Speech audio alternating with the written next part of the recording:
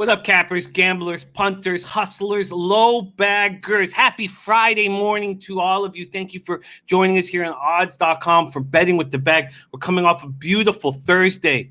There was a lot of glory. There was a lot of winning. Want to give a few shout-outs really quickly to some great work yesterday. And I could go on forever. It was a very profitable day where we worked together to defeat the Jews. Everything that I hoped this show would be, it was yesterday. So first off, Birdie. Birdie was on one. He was in a zone. He was spectacular in NCAA basketball, and he got me off of some losers. He cashed his 3-game NHL moneyline parlay, Islanders, Capitals, Penguins, a beauty. An absolute beauty. We mentioned it 3 different times throughout the show. So start out with big shout out to Birdie. Also, Taint play of the day, baby. Taint cashed our Matt Randall's NC State, Colorado State under 146. Cashed by 20 points. Woo-wee. Mr. Gokster jumped into the chat just to give us the Vegas, Colorado first period under 1.5, a beauty casher. And then thank you to Ulysses Hayes for talking about how he was on that under 6.5 in Blackhawks Panthers, which made so much sense to me. It completely correlated with my cap of the game on the Blackhawks, so I jumped on that. That's just a few of the excellent work this chat does, and it's what makes this show special. And I know that. So it felt really good. I went 5-1 in NHL. I poked my head up in the black for the first time in months, man. So I'm plus 0.15 units on the year right now. I took a lot of heat for being down double-digit units. You guys know NHL is my bread and butter, and it felt really good. But it's a new day, new action, so let's stop patting each other on the back. But it feels good, hey? And we have to enjoy the victories because we know how much the losing hurts, and it often hurts more than the winning feels good. And that's something that we have to be consciously aware of and change, because if the losing hurts too much and the winning doesn't feel good enough, well, we'll stop doing this. We'll stop enjoying capping. And capping is what takes us away from all the bullshit and all the horrible stuff going on outside in the world. Whenever life is going bad, we just come here to sports and cap our way to whatever funk life is trying to put us into. All right, let's get to work. Shout out to everybody in the chat. We got backdoor cover in the house.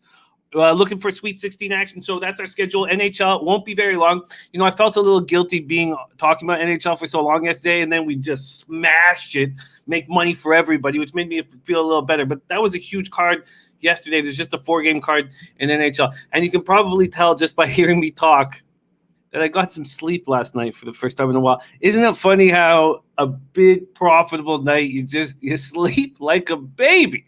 But that's such a stupid term. I got to stop saying that. I got 5-week-old baby with colic, not sleeping at all. Rob Watkins in the house said Lackanen stole that game. He's been excellent all year. It's not like this is the first time he's been so good. Rob Watkins, you need to tell me. Rob Watkins, you are a great capper. It's there's nothing wrong with being on different sides, and sometimes you're going to win, sometimes I'm going to win. But we have to take advantage when we're on the same side. We have Puzzler, a.k.a. Canascat, in the house. There's my guy, Nuke Worker. Love all this stuff. Christopher Gargaro. It felt good yesterday, didn't it? Amsterdam, what else? We got Slats 45, back-to-back 3-0 nights. Ooh-wee. I love it. And he says, I hope Jimmy got some sleep. Isn't that one of the things also that is different about this show is we care about each other. And there's a sign of it right there. My man Slatsy hoping that I got a little bit of rest. Razor Sharp picks. Razor Sharp was on Chicago plus money as well. And that's the times we got to take advantage of it. You know, when your capping correlates with someone as astute and sharp as Razor Sharp picks, you bet it. Johnny K in the house. Gerald Jones ready to get to work. Brian Watson. Gas Station Sushi. Love that guy. So, and everybody, those of you who weren't with us yesterday, Gas is the prize of his stable at this point, of his family stable, is running tomorrow at Santa Anita. Greg Dar, and I'll be betting him. I'll be betting Greg Dar. So Greg Dar running tomorrow at Santa Anita, Gas Station's horse from his family. And he went off at 7-1 for the win last race when he was stretched out for the first time. He loves distance. He's absolutely gorgeous. And we're talking just beautiful. And I'm going to be betting him again tomorrow. Shout out to our gas station sushi in the house. All right, Christopher Gargaro ready to go. Brooklyn Funk Project. Razor Sharp, Nilo. We got a great group, and I know we got to get to work because we've got so much to do. Viper MB, K-Paul VIP. There's Matt Randall, star of the Taint Play of the Day. Nate Dogg ready to eat.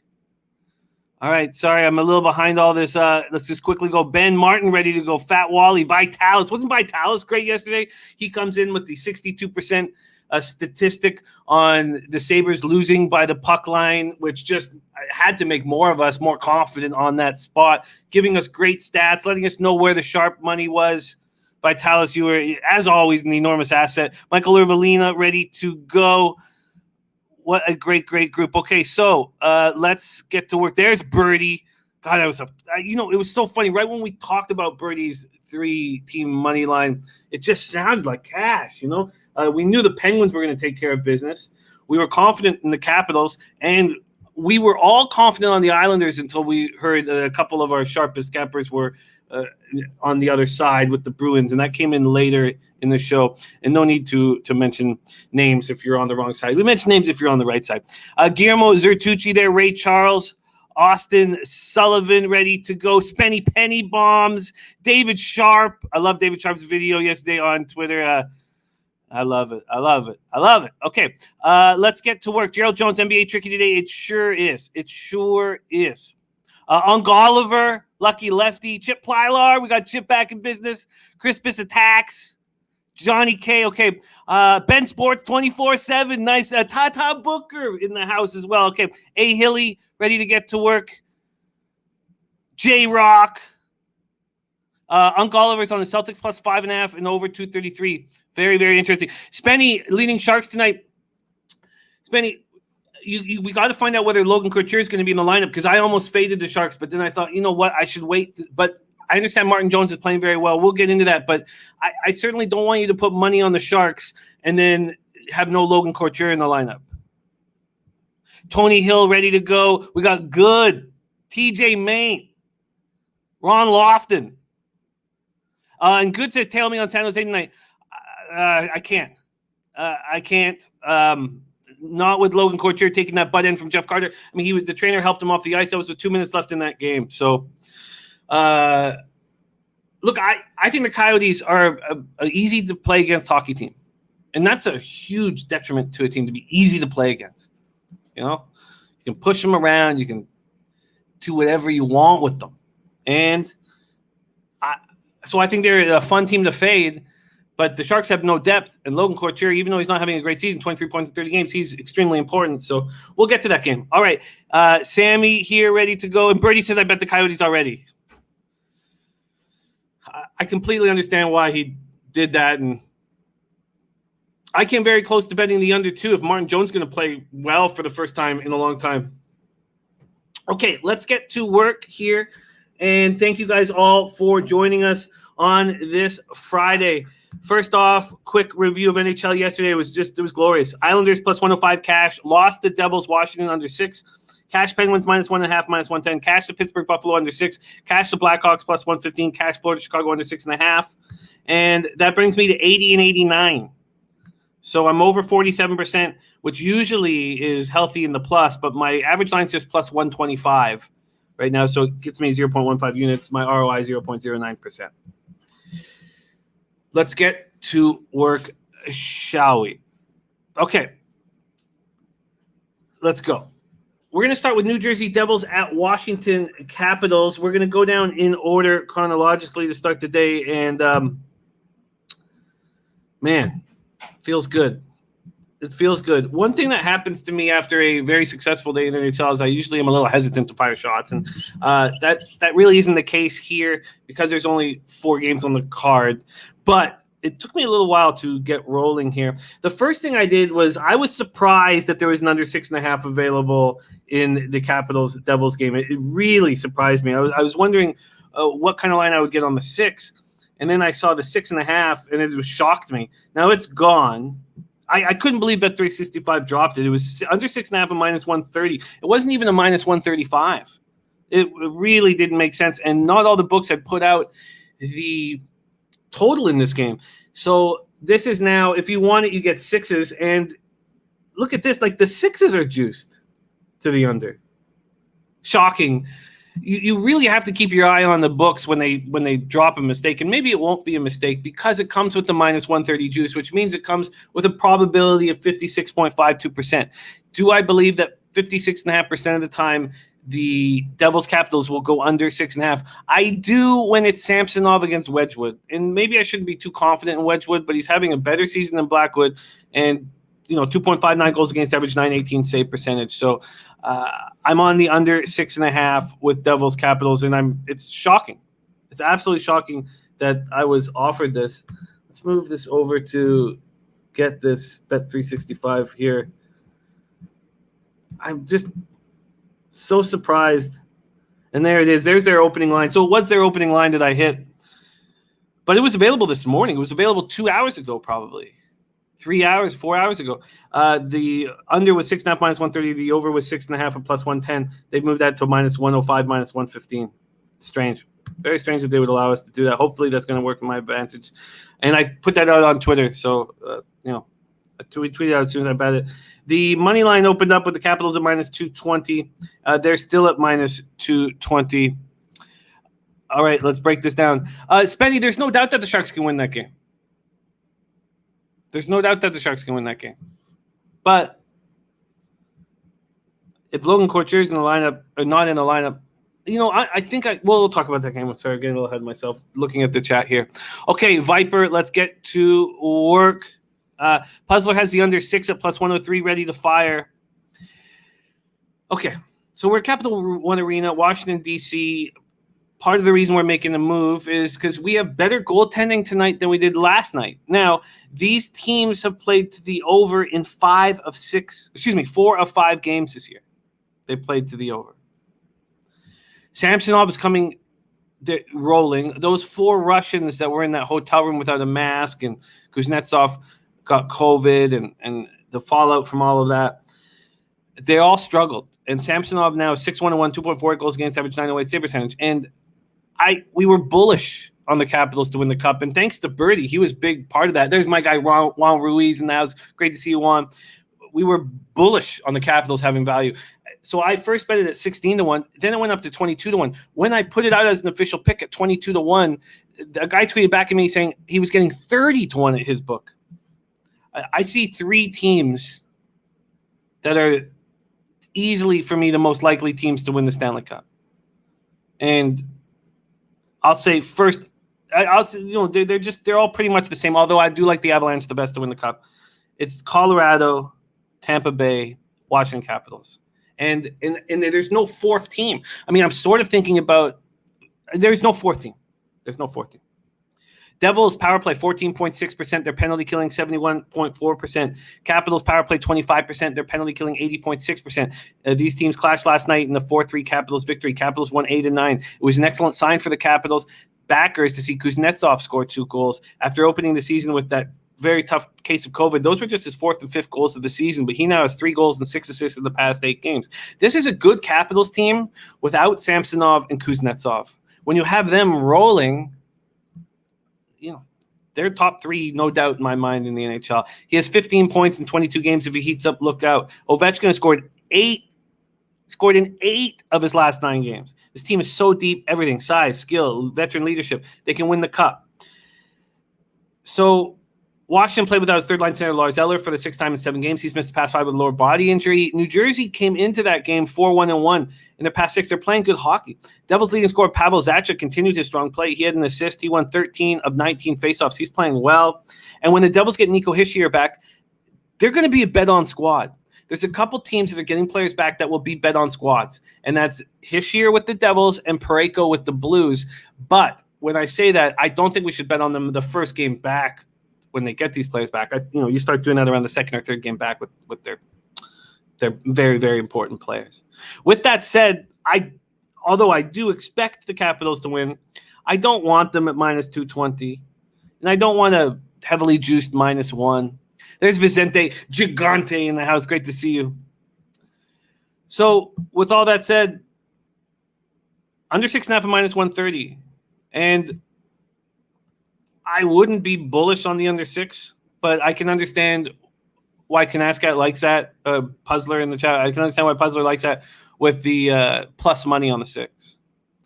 All right, there's Trotwam in the house. Trotwam, thank you for joining us. We have a huge, tricky 11-game NBA card that I can't wait to cap with you guys.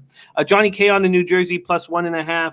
Let's just see that, Johnny K, because I have a rule about those that I never turn a dog into a favorite. And, yeah, so that's one of my rules. And we all cap differently. And, if that works for you, then fire away. But that's one of my steadfast rules that I stick to religiously in baseball and in NHL. Okay, so we move on. We move on to Ducks Blues. This is a game I've yet to make a move on. This total opened up at 5.5 at a pick'em. There's been a 5-cent move towards the under.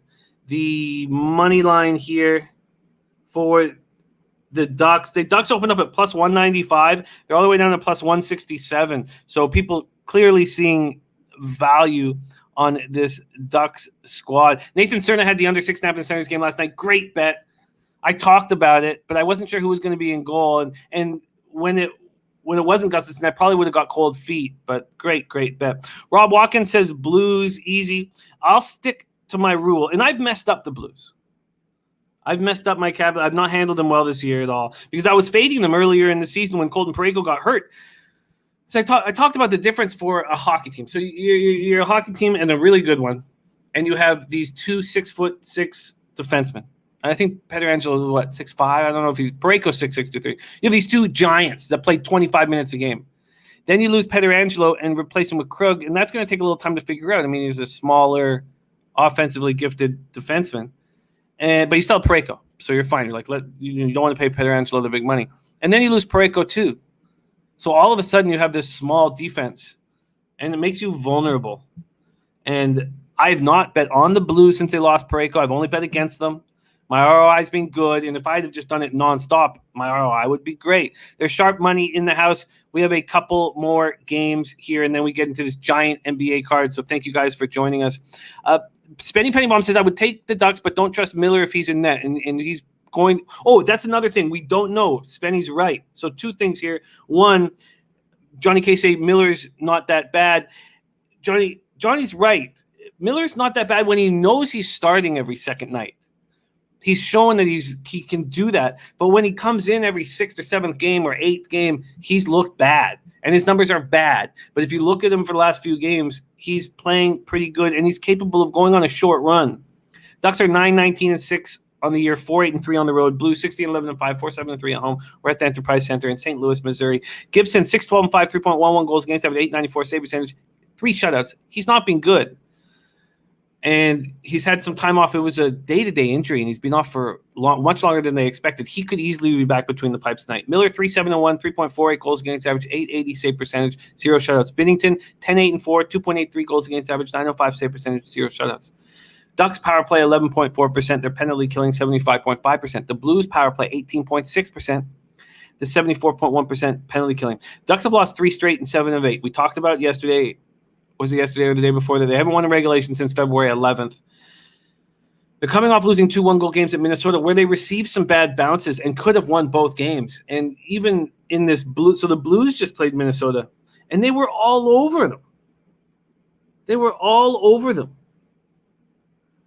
Completely outshot them. Were dominating play and lost 2-0. Now, the Ducks have been, we're pretty deep into the season, and we've been capping these teams pretty hard, and they do have some intriguing young talent. And I don't believe in Terry. I don't believe in Steele.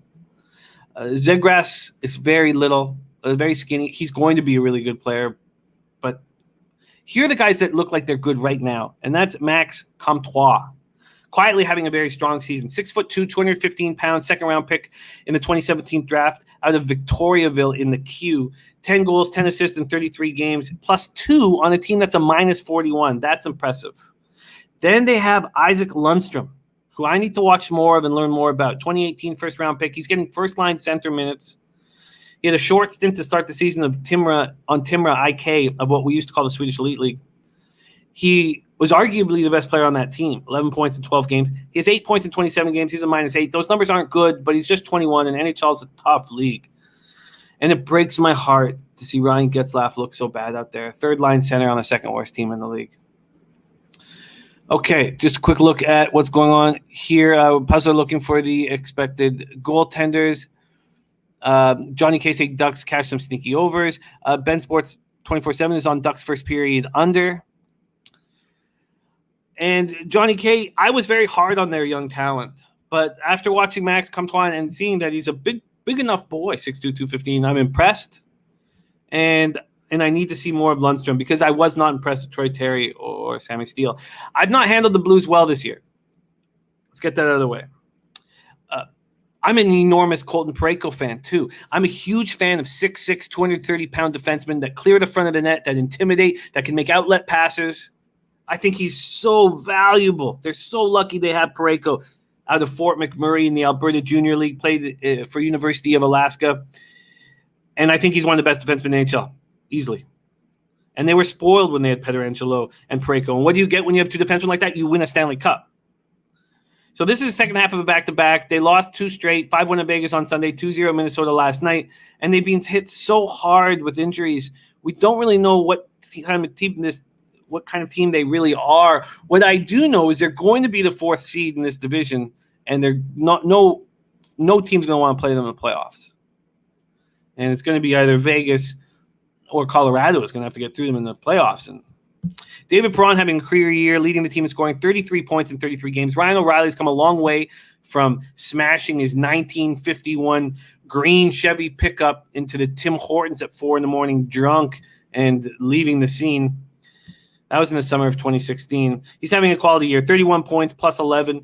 Braden Shen being good. Jordan Kyrou is completely slowed down after a strong start. Look, it's a tough league, man. And these kids come in, they get hot for a few weeks, and then they get beaten down. Tarasenko's going to have to take some time to get going. 1 goal. He's got 1 goal this year in 9 games. Jaden Schwartz has 2 goals in 18 games. Imagine where they'll be if those 2 guys get going. They'll be a very dangerous team. Birdie says, great spot for the Ducks back-to-back and travel. Ducks look good here. You know, I would agree with that, Birdie, now that we've I know, come toi. You have to be okay, let's move on. But you have to watch how you pronounce his name, Max Comtois. So, look, Brady, you're right. And now that I've capped it, we've talked about this game out loud. So I cap it, writing on all the notes. But once I say it out loud and we kind of discuss and I look at the notes, I understand why Anaheim was attacked at plus 195. At plus 167, I think I've lost too much. And you have a Blues team that's snake bit against the Wild, and they've been outscored 7-1 over their last 2 games. So this is going to be a stay-away spot. Like Spenny, I'm not that comfortable with Miller in that, but he is better as knowing that he's, a number 1 guy right now because Gibson's hurt. And I don't want to juice under. But I get why it's juiced to 5.5. Okay, we move on. There are 2 games left on the card, and then we have this huge NBA card to attack. So get ready to work. We have NBA ready to go. There's Robert Allen ready to get to work. But I agree with you, Bertie. It is a great spot for the Ducks. All right, I moved on the Jets at plus 100 against the Flames, and I was thinking about it for quite a long time. So it wasn't like an instant bet. And it moved to 105 this morning, and then it went back to plus a 100. Let's see what it is right now with these Jets here. The money line has them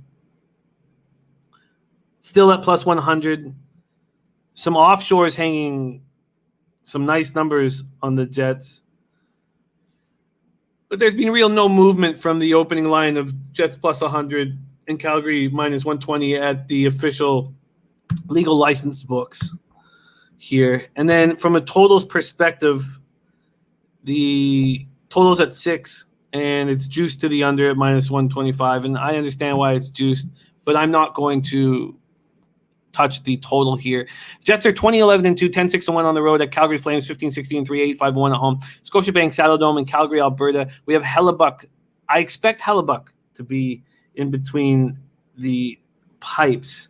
Let's just go over to NHL quickly here. So I expect him to be in between the pipes. And yes, so They don't play again tomorrow. So it won't be Bressois. And I wouldn't play Bressois, and I won't be angry if it is Bressois. But Hellebuck, they need to get him hot. He's a really good goaltender. And he hasn't had a really good season. But he's allowed 1 goal in his last 61 shots when they completely destroyed the Canucks. Outscored them 9-1 over that 2-game run. Hellebuck, 59-2, 2.65 goals against average, .916 save percentage, 1 shutout. Jacob Markstrom, 12-10-2, 2.84 goals against average, .904 save percentage, 2 shutouts. Just one more game after this, and then we have NBA for the huge card, and then we talk Sweet 16. Markstrom has not been very good. And, I watched him play for years in Vancouver, and we never thought he was an elite goaltender. And when Calgary wanted to pay him all that money, we thought, fine. Now, I've said this before. I've said this to Slatsy before, that if I had been in control of the Canucks, the only player we had of real value was Thatcher Demko. Maybe that's a little harsh, but we knew we had enormous value with Demko at the price point that he's getting paid. So that would have been a chance to maybe get rid of the Eriksson contract or get rid of some of these contracts that are hanging around the Canucks' necks. Would be to move, and Markstrom would have signed for less in Vancouver, but he's not an elite goaltender. Jets, 26.9% power play, and Flames are certainly paying him like one. 79.5% penalty killing. Flames power play, 19.7%, 80.9% penalty killing. Jets opened their road trip with 2 losses to Edmonton, followed that up by dominating an injury-riddled Canucks team. They now finish up their road trip with 3 games at the reeling Calgary Flames. I'm going to be watching this series closely. This could be a spot where we could make a lot of money, either fading the Flames or seeing if they have one last burst. When Pierre-Luc Dubois was traded to the Jets, Maurice made a smart move, and he's a smart dude. That's why he always has work in the NHL. He moved Stastny from center when he's good, but to the left wing on the top line of Scheifele and Wheeler, because one thing about Paul Stastny, he's going to be accountable defensively, and it gives them another face-off guy in case Scheifele gets booted, although Wheeler can do that as well. Dubois is on the second line with Kyle Connor and Nikolai Ehlers. So now the Winnipeg Jets have the number 1 rated second line by Corsi numbers in the NHL. Neil Pionk has stepped up in a big way on D. The biggest development for the Jets fans over the last week was how good Hellebuck has played. This team could get on a roll. Flames are reeling. They come off a 1-3 road trip that ended with 2 losses to the Senators that effectively ended their season and took $600 out of my wallet because I doubled up on them in that the last game of the road trip because I also took a first period. Now I got that money back yesterday.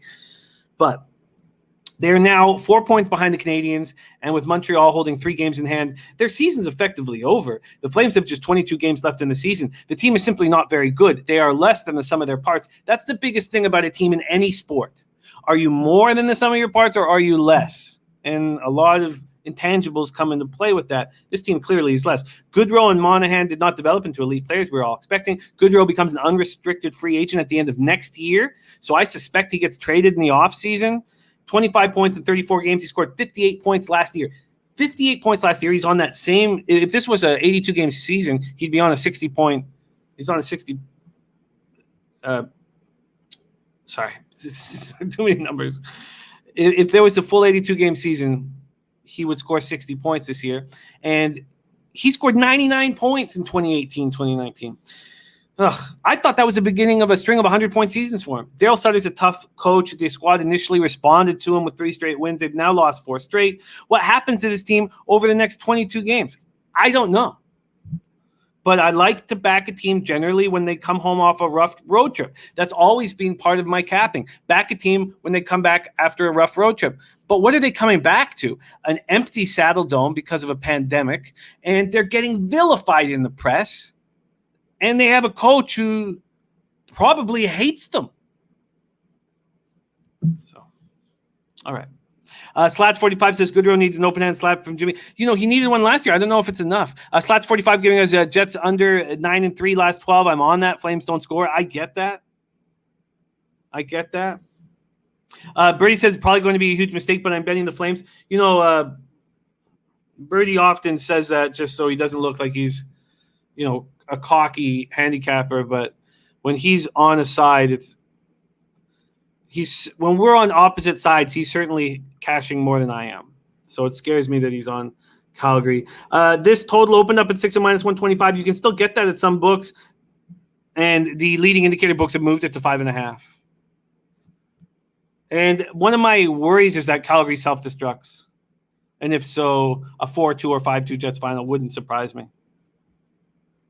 So I'm going to stay off of it, but I get it. Matt Shedden says Flames are about to go on a 3-game winning streak. Very possible.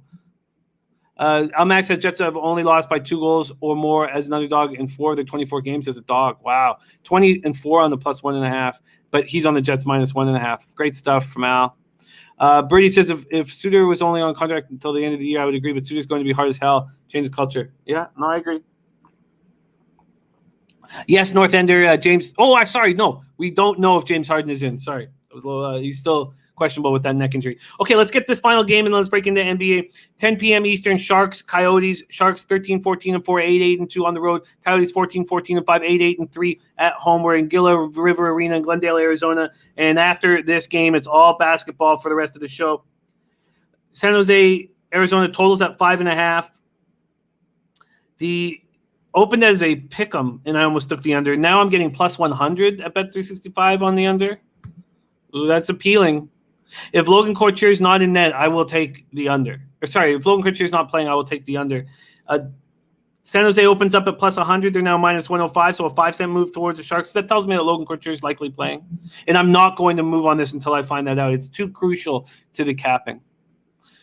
Ramon Hernandez, yes, we are going to be capping this big NBA card in the second here.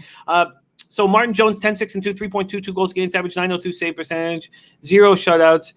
He's got a save percentage over 900 now. He's been such a terrible signing by Wilson, and he's playing well for the last 4 games. Aiden Hill, 2-3-1, 2.96 goals against average, 0.906 save percentage, 0 shots. You should have seen Rick Tocchet talking about Antti Ranta because he's hurt again, and they're just done with Ranta, it seems like. He's a really good goalie, but he just gets hurt nonstop. Sharks power play 18%, penalty killing 79.4. Coyotes power play 18.2%, penalty killing 83.9. Sharks are a tricky cap.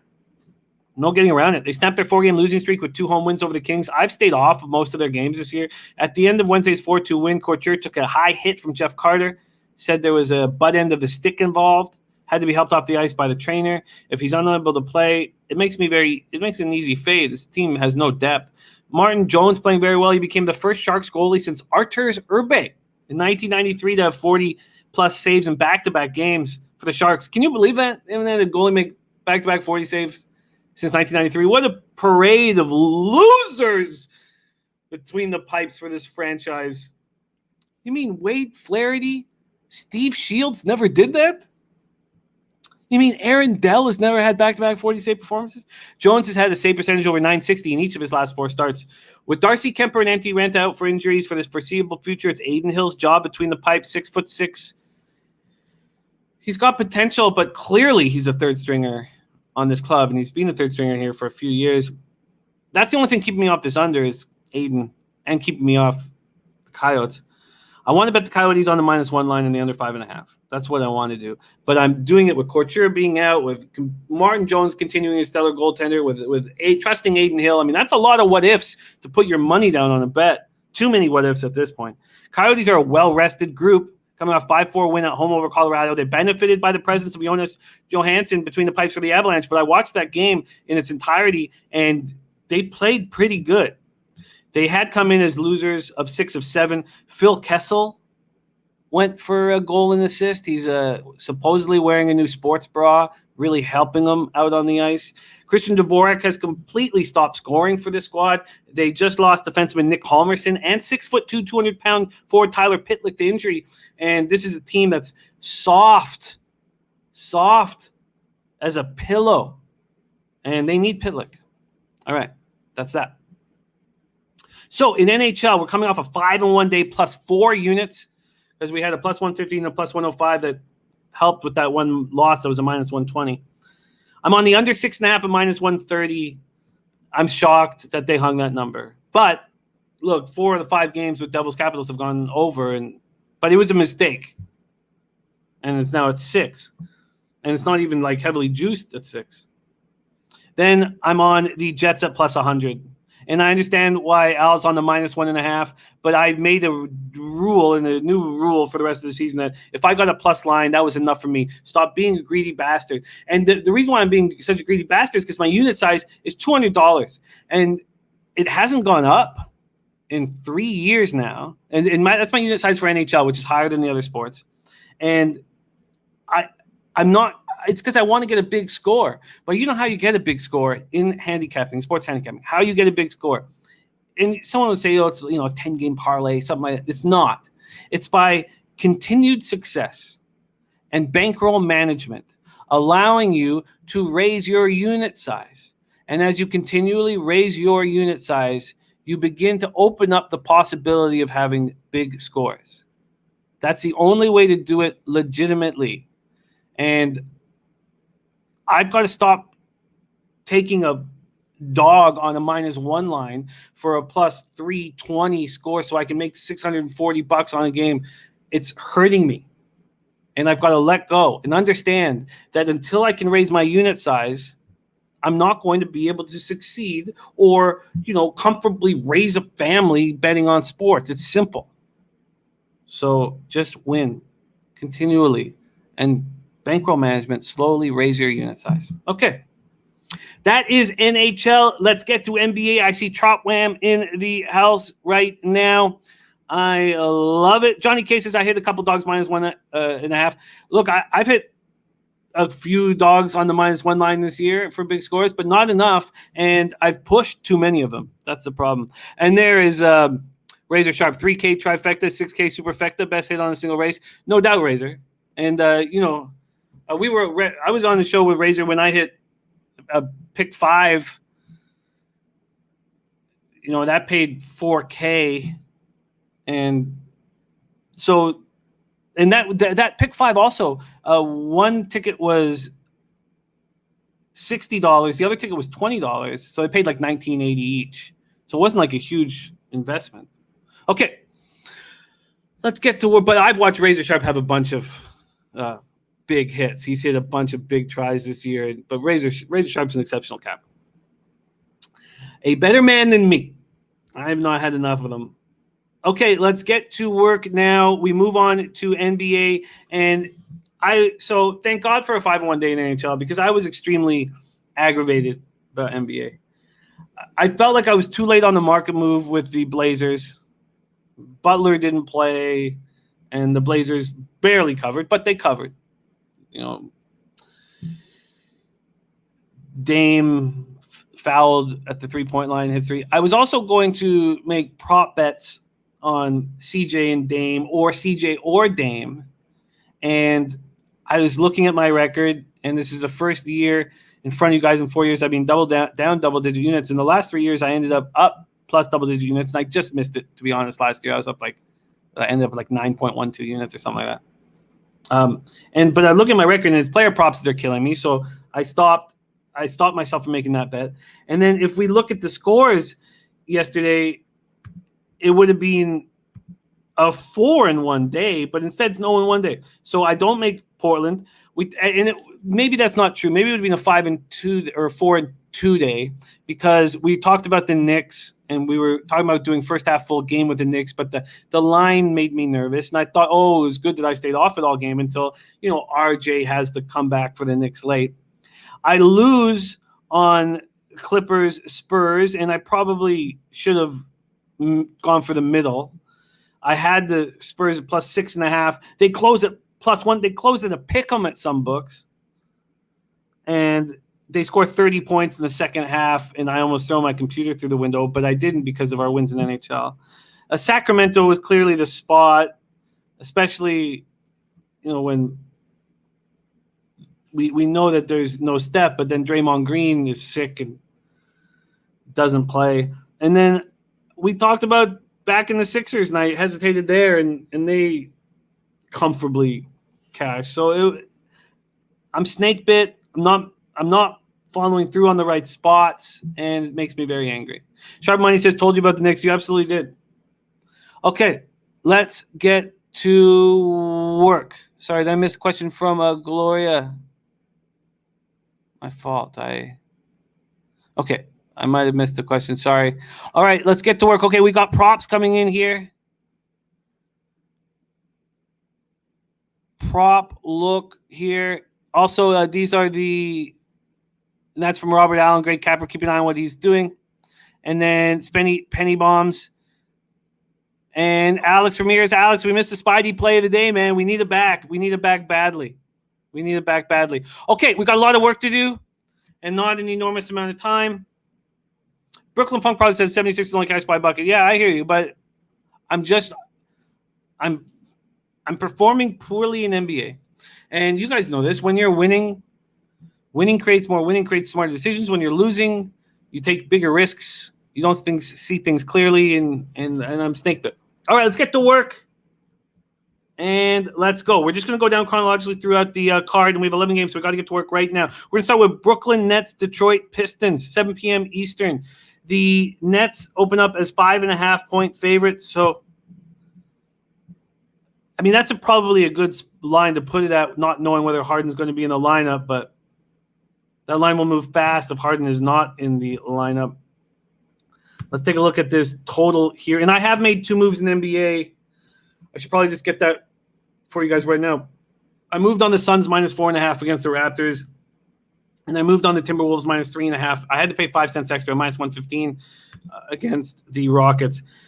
Brooklyn, Detroit, this total opened up at 225.5, and it's dropped to 219. My goodness, 219. Ben Sports 24/7 says, no Harden, no Nets tonight. Take the Pistons plus. Sammy, believing that he will be in the lineup, saying with a Harden triple-double and Joker triple-double, plus 620.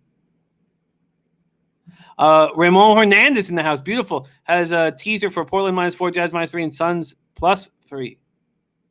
Ben Sports 24/7 is on the Bucks first half today. And my main man, Ronnie Lofton's on Bucks -3 first half, Suns -2 first half main plays tonight.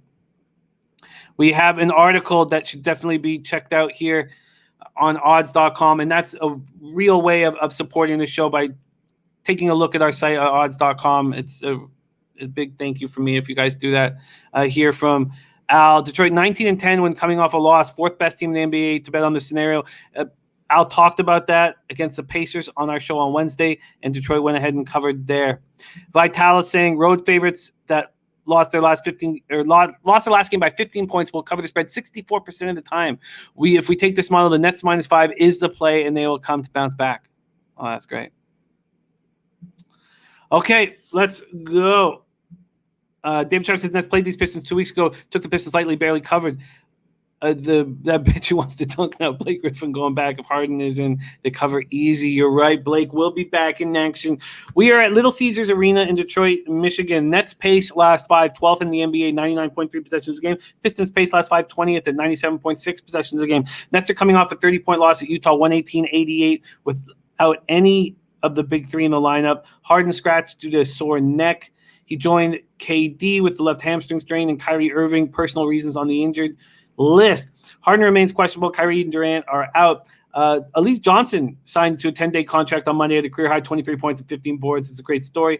Luau Cabarrot added 14 for Brooklyn. The Nets had 116 of 18 coming in. They shot 35%, only 19 assists, of course, because the ball's been in Harden and Kyrie's hands and no one else's, basically. Joe Harris, very interesting. Lone regular starter for the Nets. Played 5 scoreless minutes, then sat for the rest of the game. Chioza, who's inactive for 7 straight games. Chris Chioza, 10 points, season 9 assists. So Dinwiddie, as we know, gone. Blake Griffin didn't play, and Shamet right ankle strain.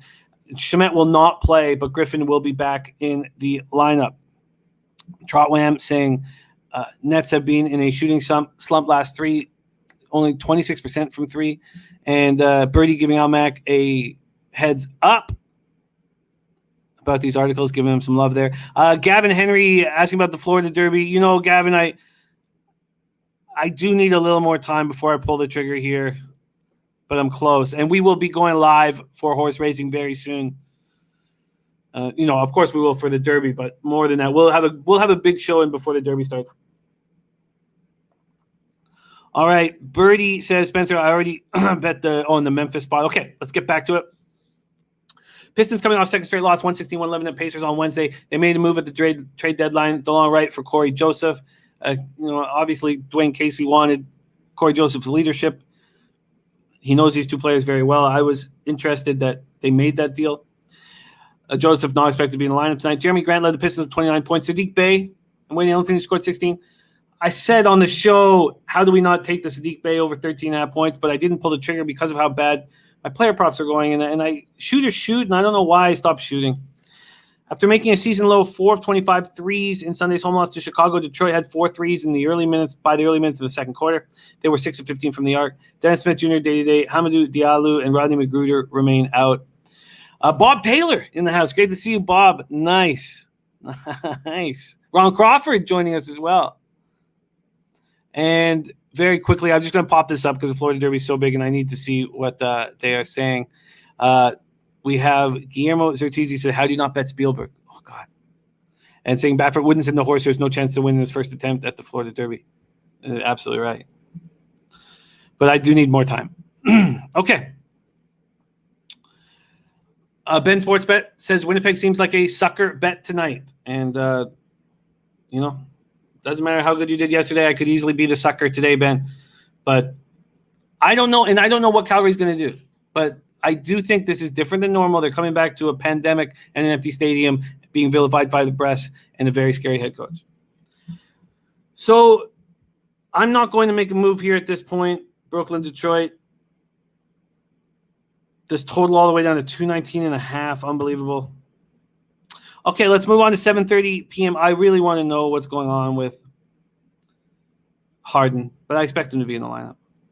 Okay, let's go. 7:30 p.m. Phoenix Suns. I moved on them at -4.5 at -110.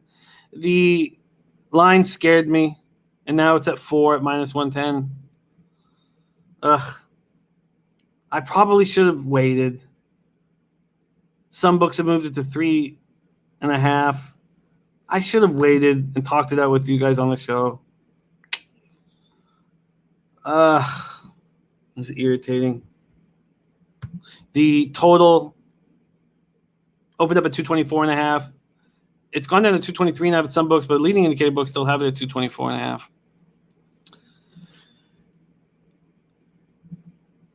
All right, we do have a Spidey plays of the day back in action. T-Wolves -3.5, Mavs -3.5, and Flames. Ooh. Oh, no, that scares me. That scares me. All right. And Trotwam said, I am spooked. I seen Ski on the Raps money line. Sharps are definitely coming in on the Raps. Definitely coming in on the Raps. I can tell you one thing about the Raps tonight, and that's that Kyle Lowry will have a big game. He'll have a big game. He'll have the ball in his hand a ton. He'll have to do more than what he's doing because there'll be no Norm Powell. He now knows he can take a deep breath and know that he's going to stay in Toronto. And 30.5 points, assists, and rebounds. Oof, they know he's going to have a big game. That's a high number. Okay, Suns 29-14, 14-16, 14-6 on the road. Raptors 18, 26, 9-10 at home. We're at the Amalie Arena in Tampa, Florida. Suns pace last 5, 13th in the NBA, 99.10 possessions a game. And Raptors pace last 5, 14th, 99 possessions a game. Suns had their 3-game winning streak snapped in a surprise 112-111 loss to Orlando on Wednesday night. They ended Phoenix's road winning streak at 7. That's their longest since 2006-2007. They're 14-6 on the road, second most road victories in the NBA. Booker went for 25, 7, and 7. Chris Paul 8 points in the fourth quarter. It wasn't enough. 23 points overall. Jake Crowder, 17 and 4 threes. Ayton, 21 points, 9 boards. They're now 22-6 when leading after 3 periods. And Monty Williams said, everybody is upset because we lost, and that's a good thing. Mikal Bridges listed as probable with the heel injury. Abdel Nader remains out of the lineup. All right, let's keep rolling. Matt Chen said there's something fishy about this spread. I'm very, very uncomfortable.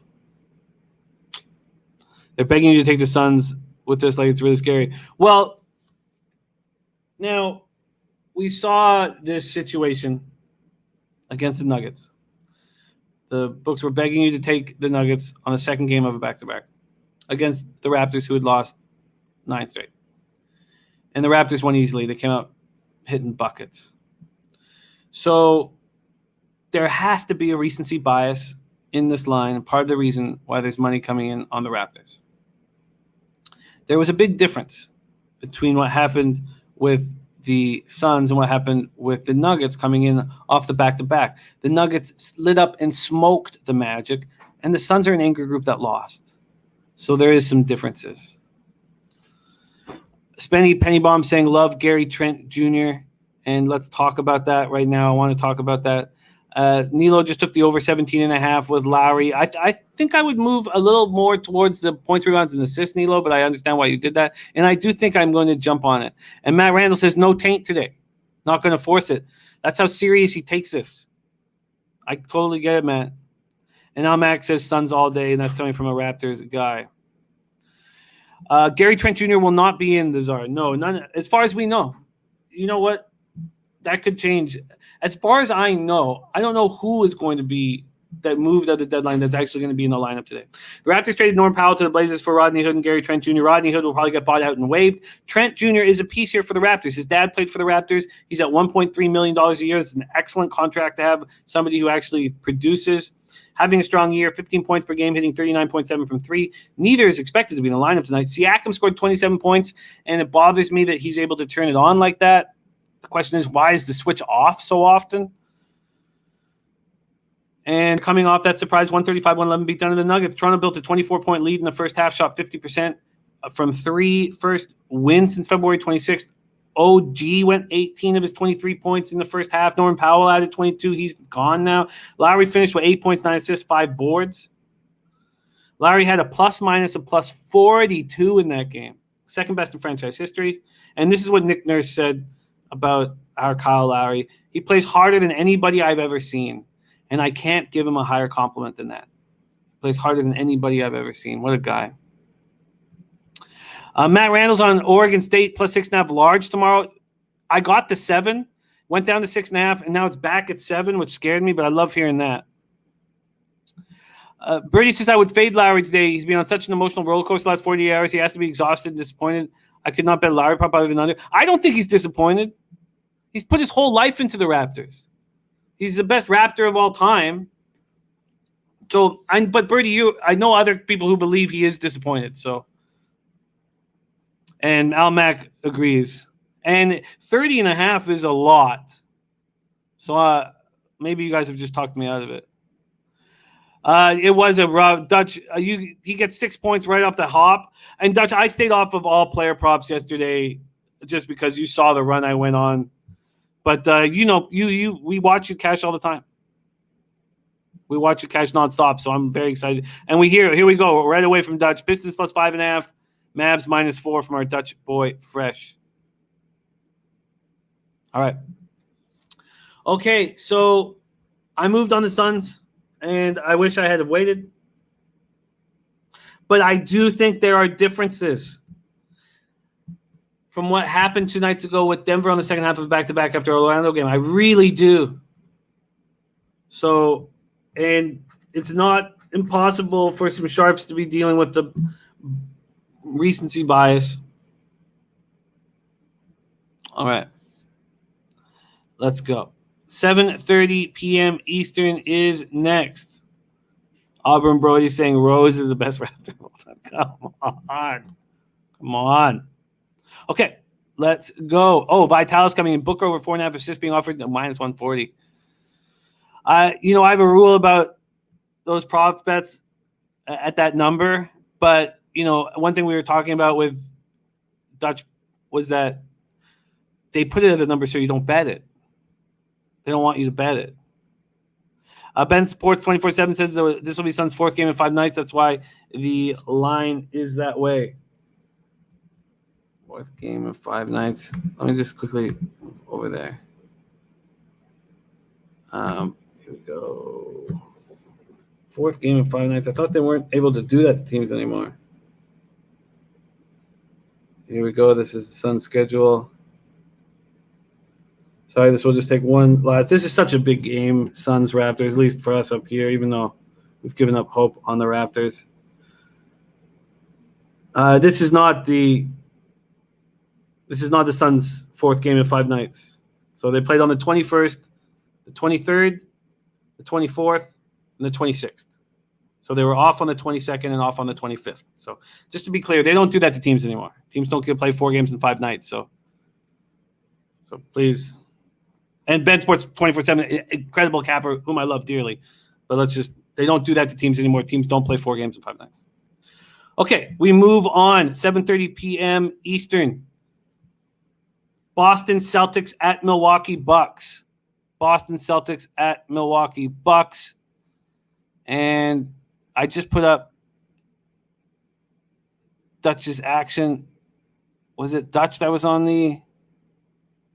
Jesus, sorry. It's moving so quickly here. Dutch is on... I know he's on the Mavs. Come on, find this quick. Sorry, you guys. I know we have so much work to do. Dutch is on the Pistons plus 5.5. Okay, here we go. Almanac says they can still make the playoffs. I don't know if I really want to see them make the playoffs at this point, to be honest with you. Of course I do. What am I talking about? All right, 7:30 p.m. Eastern. Boston Celtics 21-23, 8-16 on the road. Milwaukee Bucks 29-14, 18-5 at home. We're at Pfizer Forum in Milwaukee, Wisconsin. Let's take a quick look here. Milwaukee opening up at 5.5-point favorites. They're now 6-point favorites. This total opened up at 233. They're now at 235. We cashed the Celtics plus 7. We waited for the right time to take them at 7. Waited for the Greek Freak to be announced into the lineup and got that extra. We didn't need the extra points, but we got them. Ron Lofton is on Bucks minus 3. Chad Cannon, we're not saying that he's a better basketball player, but he's the best Raptor. You know? It's like it's not the best basketball players. Well, that doesn't make sense. I shouldn't say that comment about the Hall of Fame because they are the best basketball players, but the best Raptor is an all-encompassing thing. It's not the most talented Raptor.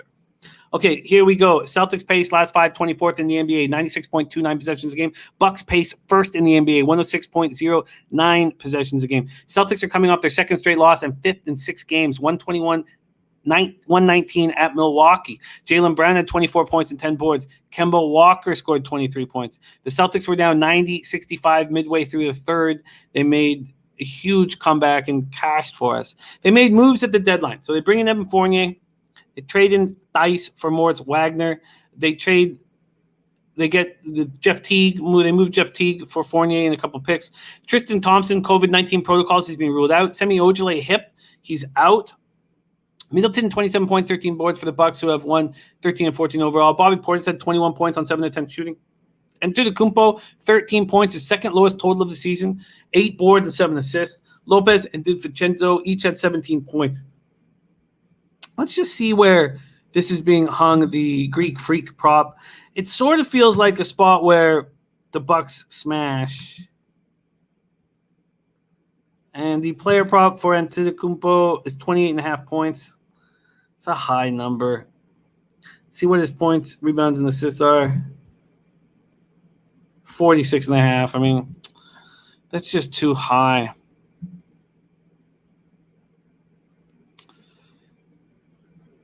Bucks are 5-18 against spread when spread is -8 or less. Ooh, that's a great one. I understand, Chad. I get it. Brady says, when I say disappointed, I mean 35 years old, non-playoff team. Okay. He loves Toronto. No issue there. I feel you. Okay. North Ender loving the Bucks here. What an interesting stat by David Sharp. Great stat there. 5-18 against the spread when it's -8 or less. Sharp money. And now it says take the under. Take the under. And that, has there been movement there? The under has gone, no, it's gone up. 233 up to 235. Bryn Forbes was held out with a toe injury. So then Sam Merrill. Well, Sammy Merrill at Utah State. Not usually part of the rotation. Came in. PJ Tucker sprained his left ankle. So he played Wednesday, 3 points, 3 boards, 19 games. And Rodion Crooks listed as out. Here we go. And we have an article here on odds.com if you guys want to check it out. Bucks 16-1 to the over. 4th best team to back on the over. It's Zach, the GOAT, in the house, riding the Celtics again today. Like the Celtics with Pritchard as the main backup point guard and Robert Williams over Daniel Tice. Oh, thank you. Sharp money meant the under on the Greek Freak. Yeah, you're right. It seems too high. But I don't want to, after a 13-point game, I don't want to poke Antetokounmpo. And Ron says, I was on the Celtics at 8. I'm back on them tonight at 6.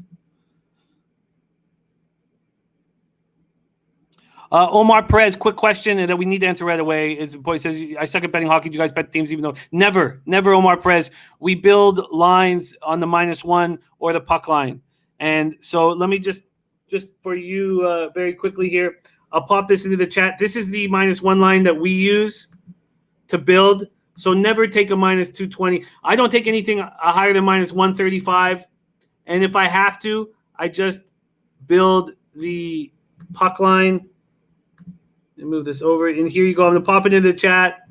Anybody who wants to use this, it's hugely important for baseball and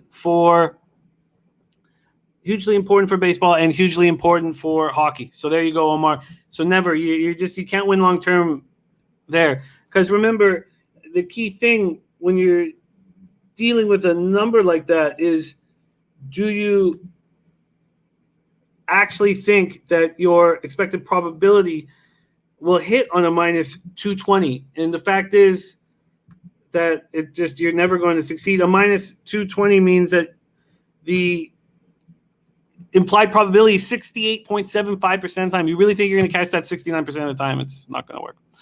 Okay, let's get to work right now. And I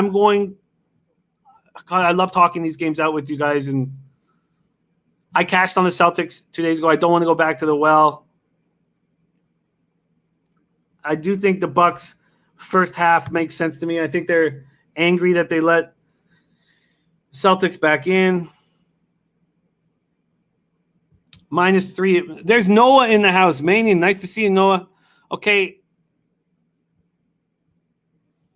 I think I'm going to move on the Bucks first half. -3 at -115 right now. It won't be. I'd like to bet that. I'll bet it after the show. If I get that line, then I'll tweet it out as an official spot. But I think I'm going to take the Bucks early.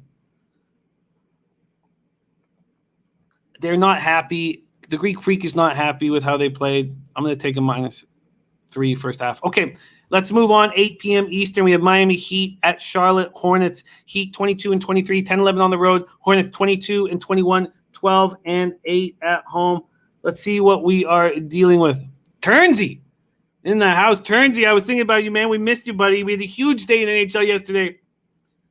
Okay, and I'd love to know who you're on, Turnsey, by the way, if you could pop that in the chat or just send it to me, however you prefer. All right, let's talk about this Heat spot. God, are the Heat a tricky cap these days. So Miami opens up as 2.5-point favorites. They're now a pick 'em. The leading indicator books have now made them a dog. They're now +1. Wow. This total opened up at 216.5. It's now down to 214.5. Viper MB is on, and Noah saying UConn -15. I'll lay it. And Viper is on the under 214 Miami Charlotte. Johnny K is on the Hornets. Spectrum Center, Charlotte, North Carolina. The Heat pace last 5, 29th in the NBA, 95.12 possessions a game. Slow. Hornets pace last 5, 21st, 97.20 possessions a game. They traded for Victor Oladipo, for Avery Bradley, and Kelly Olynyk. Oladipo is unlikely to be in the lineup. They also traded for Nemanja Bjelica, for Mo Harkless and Chris Silva. Heat are coming off a 125-122 loss at home to the Blazers last night. They're on the second half of a back-to-back. Jimmy Butler missed the game with an illness. It is unclear if he goes tonight. You think they need him desperately. Dragic remains out of the lineup with a back injury. Bam and Hero had 29 each. Lost their 5th straight. Kendrick Nunn scored 22 for the Heat. They went 0-4 on the homestand. First winless homestand of that length since 2008. It was their 19th starting lineup of the year. Hornets are coming off an eventful road trip. They opened with 3 straight losses, including losing LaMelo Ball for the season to a wrist injury. They closed it up by winning the last 2. Coming off an easy 122-97 win at Houston on Wednesday night. They come home. In that game, Rozier scored 25, Grant 21. Now the starting point guard. Feeling good about it. Hit 6 of 9 from 3. Malik Monk added 19.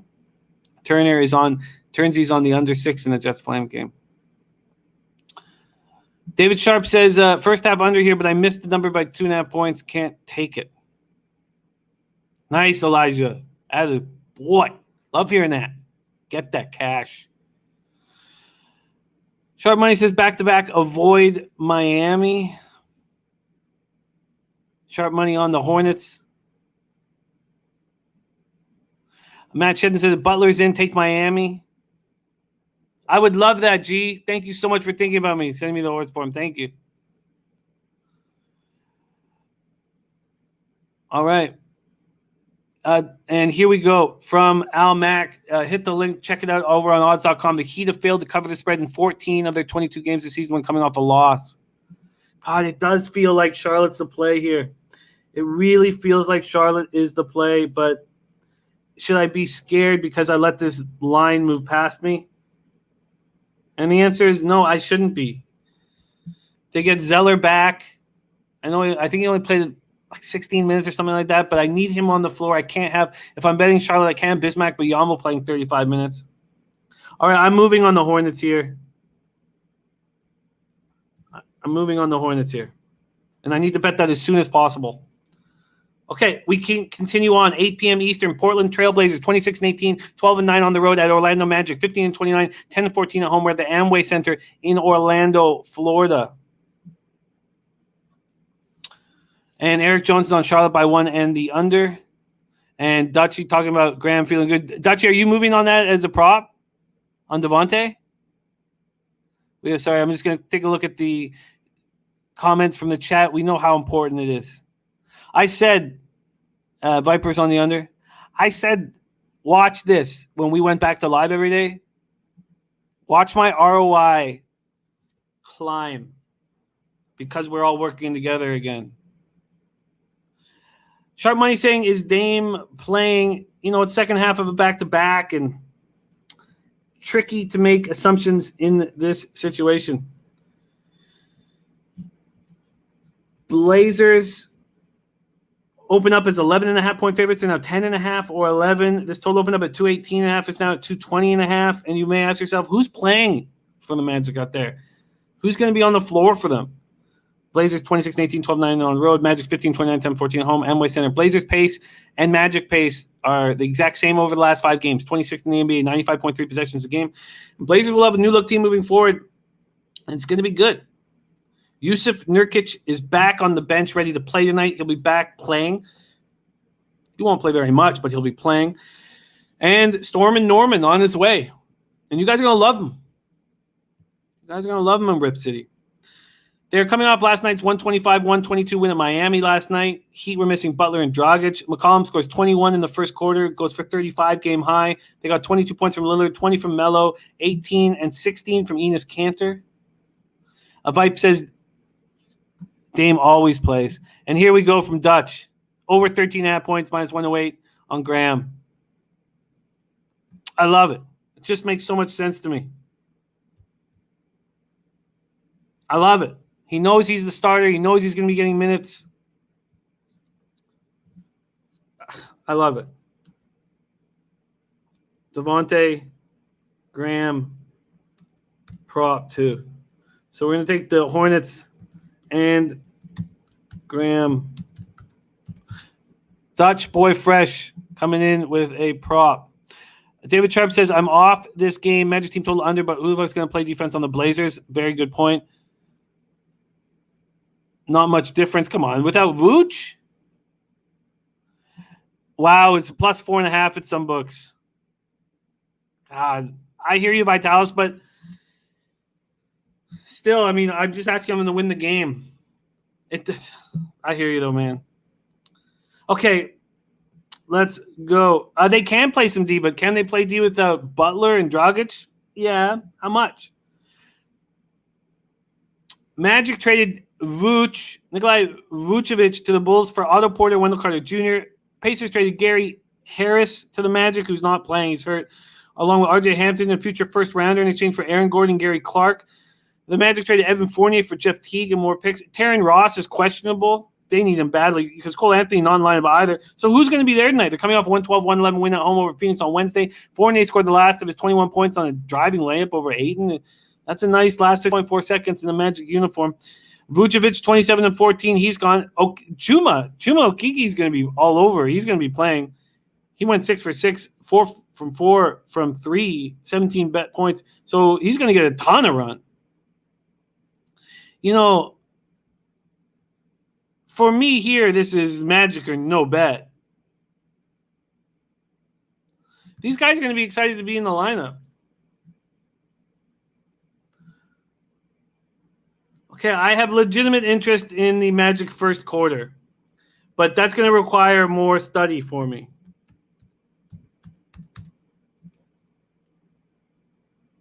And I'm also going to look into the Magic, but I really need to write out who's going to be their starting five and then make some decisions. But I agree with Robert Allen. It's Magic or pass. So that's going to take more work, and I'll tweet that out. Jojo Stacks might fire on the team total for the Blazers at 116. And Turnsy saying Blazers are going to be dangerous moving forward. And Polo that says absolutely stay off the Magic. There's going to be some guys that are happy to be on the floor. How long will that last? Could it last 12 minutes? I hear you, though. All right, let's move on. Rockets, Timberwolves. I moved on the Timberwolves -3.5 and -115. Let's see what they are now. We're going to go to the market here for this game. Houston, Minnesota opened up at 4. Interesting. Because I got it at 3 -115. There are 3s at -115 out there. I see them now on the board. But most books are at 4. Rockets 12-31, 6-15 on the road. Wolves 10-34, 5-16 at home. No, Ilya, I don't think. Look, I think of it a little differently. This team was losing, and now they're giving other players the opportunity. Look, Fournier and Vucevic.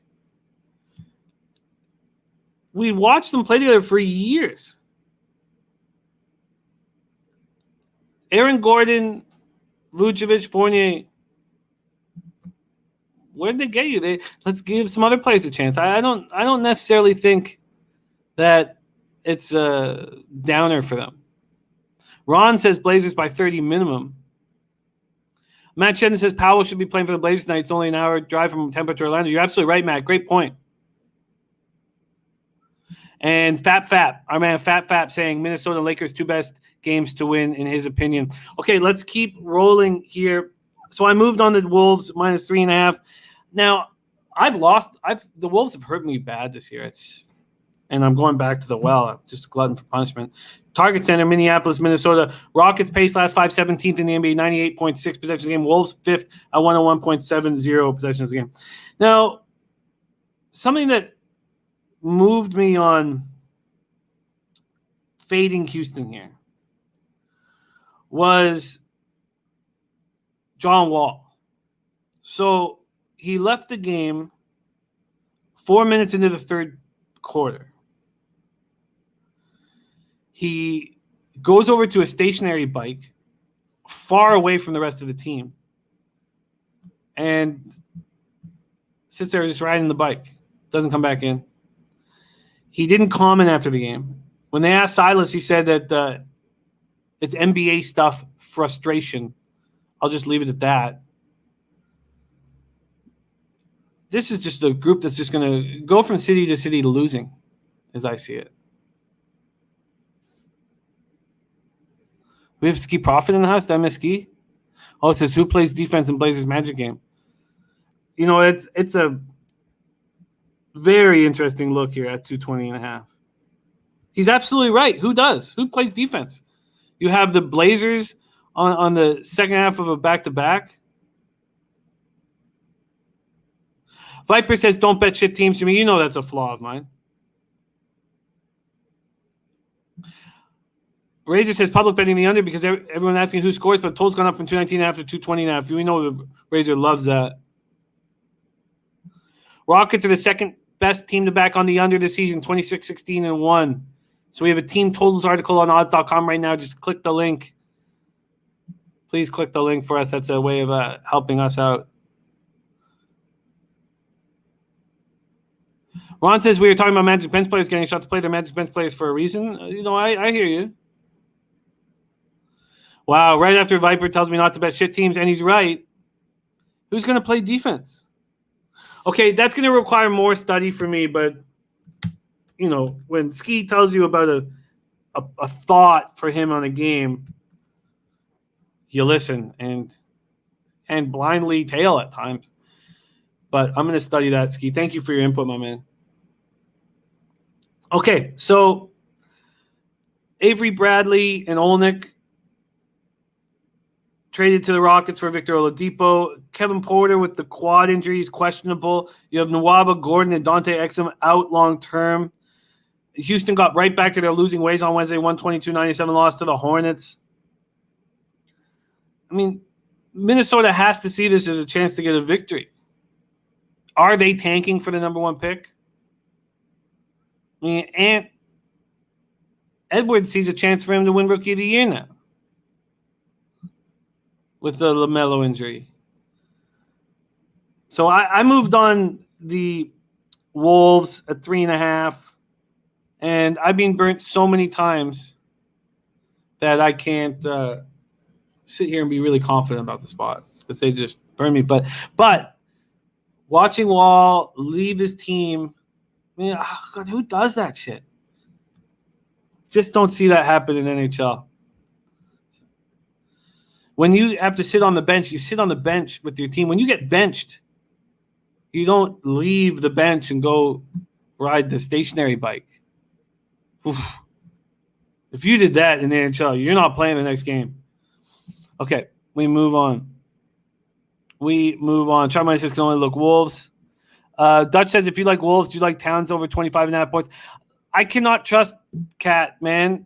Dutch, when I was going through my angriest time a couple weeks ago, it was on Cat props, and I had Cat's point, rebounds and assists. I just can't trust him. I don't know if he's been up playing video games all night. And I don't want to sit here and have too much money on this game. But you're right. It correlates perfectly, Dutch. But I can't. All right, we move on. 8 p.m. Eastern. Nuggets, Pelicans. That's what's up. 26-18 for the Nuggets. 14-9 on the road. Pelicans 19-24. 13-10 at home. We're at the Smoothie King Center in New Orleans, Louisiana.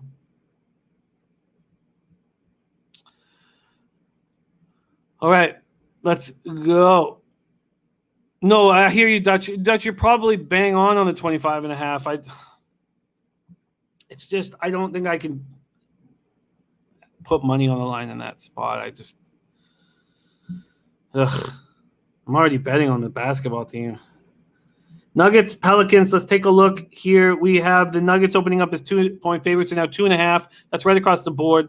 Their total opened up at 230, and we now see at 231.5. Nuggets pace last 5, 18th in the NBA, 98.16 possessions a game. Pelicans pace 10th, 99.8 possessions a game. Aaron Gordon traded to the Nuggets on Thursday with Gary Clark for Harris, Hampton, future first rounder. They also picked up JaVale McGee. I love that pickup. Monte Morris is out Friday's game. He's got a quad injury. Nuggets are coming off their second loss in 3 games, 135-111 to the Raptors. Jokic and Jamal Murray each had 20. That was only their third loss in 12 games. Porter Jr. added 19 and 8 boards. And can you imagine how valuable Michael Porter Jr. is going to be in, 2022, 23 season? When he's getting paid $3.5 million a year. It's going to be the best contract in the league. The Pelicans traded J.J. Redick and Nicolo Malley went for James Johnson, Wes Iwundu, and a second-round pick. They're coming off their second straight win, 128-111 over the Lakers on Wednesday night. Ingram goes for a season-high 36. Zion goes for 27 and 9. Zion became the first NBA player younger than 21 to score at least 20 points in 21 straight games. Josh Hart also went for 15 boards and 5 steals. The guy plays hard, man. Alexander Walker, 18 points. Kira Lewis Jr. set a new high with 16. Jackson Hayes got 15 in 19 minutes. Lonzo is questionable for Friday's game. And Wham here as well. Wham, I can't wait to hear what you're thinking here. And Dutch says the world on the Nugs. Jojo Rich is on the Pelicans +3. Yeah, I'm not. There's no way I move on the Nuggets here. I feel like the Pelicans are starting to play.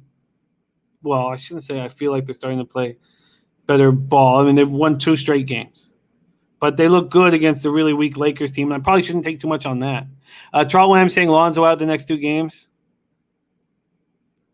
And here we go from Al Mack. This is great. Pelicans Nuggets are combined 57 and 30 on the over this season.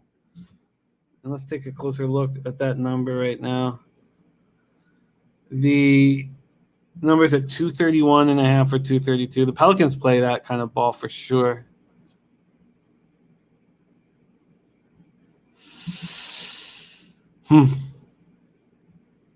Yeah, this is the Pelicans are no bet, and the Nuggets coming off a bad loss and going to be playing with a short bench.